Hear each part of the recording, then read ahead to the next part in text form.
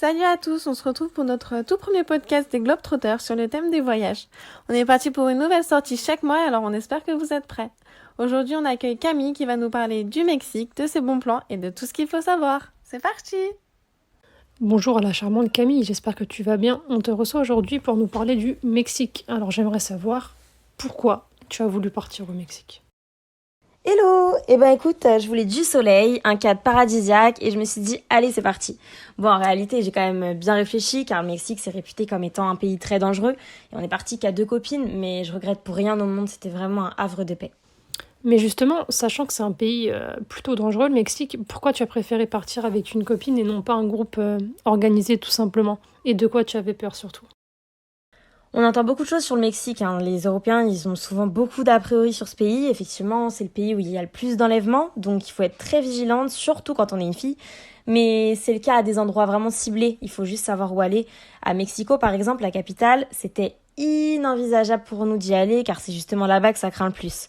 Cependant, nous, on est allés dans la région de la Riviera Maya, c'est la côte est du Mexique, près de Cancun, et franchement, c'est génialissime.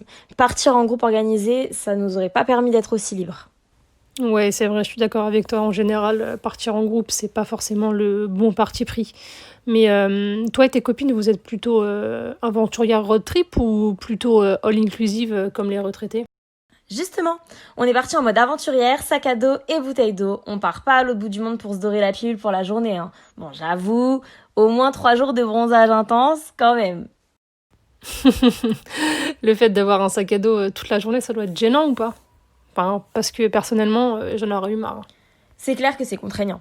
Mais je conseille d'aller acheter un sac à dos de compétition chez Decathlon, ils font très bien l'affaire. Et est-ce que si vous auriez eu l'opportunité de passer une nuit chez l'habitant, vous l'auriez fait? Ou pas du tout?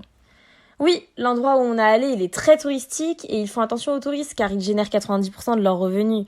En vrai, aucune crainte. C'est juste que j'étais très bien dans les hôtels. Tu m'étonnes. En tout cas, c'est cool. Ça peut rassurer certaines de savoir tout ça. Si tu avais un conseil pour les filles qui sont réticentes à l'idée de partir en road trip, ça serait quoi? On n'a qu'une vie, c'est somptueux, le coût de la vie là-bas il est dérisoire, et en étant très vigilante et en restant dans des endroits peuplés, il n'y a pas de problème à l'horizon. Eh ben, tu sais quoi, tu m'as donné envie de partir au Mexique. C'est réussi, bravo. Et je peux savoir combien de temps tu es parti? 10 jours.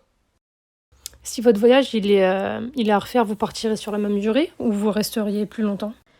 Ah, j'y resterai beaucoup plus longtemps et je prendrai soin de visiter d'autres coins car comme c'était la première fois et que je suis très raisonnable et vigilante, j'osais pas trop m'aventurer non plus. Et dis-moi Camille, concernant le déplacement, on m'a dit que les transports là-bas c'était vraiment à éviter, mais vraiment vraiment. Mais est-ce que la voiture c'est tout aussi sécurisant ou pas du tout? Bien au contraire, le plus sécurisé là-bas c'est de se faire transporter par des taxis, c'est beaucoup plus safe. Sérieux, en taxi?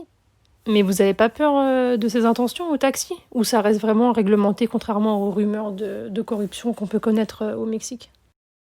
La corruption est très présente si vous louez une voiture. En effet, les policiers ont tendance à vous arrêter, à vous faire payer une fortune pour vous relâcher. Donc il vaut mieux prendre un taxi, appeler de l'hôtel et ils sont effectivement réglementés. Très bien, et ben merci pour ces informations parce que je ne le savais pas du tout.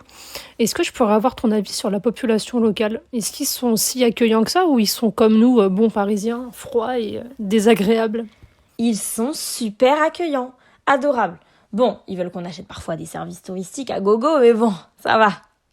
Ma petite Camille, est-ce que tu aurais des bonnes adresses à nous donner, à moi et mon équipe et aux auditeurs, s'il te plaît? Qu'ils soient pas trop perdus lors de leur petite visite. Bien sûr. Déjà, où partir au Mexique? Sur la Riviera Maya, on peut dire que c'est la grande côte d'Azur de la France, en beaucoup plus beau. Ensuite, où se situer? Entre Playa del Carmen et Cancun. À Playa del Carmen, il y a la 5e avenue, remplie de restos et bars à cocktails. Très bien, je te remercie beaucoup, Camille. Est-ce que tu aurais aussi une fourchette de prix, tant qu'à faire? Après, je sais que ça reste forcément accessible, mais bon, on sait jamais, histoire d'être sûr. On mange pour tellement peu cher. Je dirais qu'on peut vraiment manger copieusement pour 10 dollars. Ah oui, parce que là-bas, on peut payer en dollars, vraiment très souvent, et c'est beaucoup plus simple que de convertir la monnaie en pesos. Il faut savoir que chez nous, on se veut rassurant, mais aussi prévoyant. Donc, tu pourrais nous dire si tu as déjà eu une mauvaise surprise au Mexique?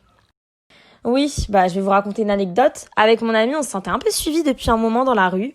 Il y avait pourtant énormément de monde, hein. On soupçonnait très fortement un homme de vouloir voler notre sac. Et figure-toi que c'était un Français. Moralité, toujours avoir peu de choses sur soi. Comme quoi, faut pas juger vos apparences. Dis-moi, quelles sont les excursions que tu recommandes? Il faut absolument faire Tulum et ses ruines mayas, Playa del Carmen, Cancun pour la fête, Isla Cantoy, une île paradisiaque au possible, Isla Mujeres, qui est pareil, similaire. Franchement, c'est vraiment dommage que je puisse pas vous fournir des photos. Les auditeurs et moi-même, nous te remercions pour ces excursions. Vraiment, ça fait un bon paquet de visites. Est-ce que tu as le temps de faire une escale à Cuba à travers ce voyage ou pas du tout? Non, malheureusement. Mais peut-être qu'un de vos prochains invités saura nous raconter comment voyager à Cuba. Merci à toutes et à tous pour votre écoute. On se retrouve bientôt pour un nouvel épisode sur la Turquie. Merci, à bientôt.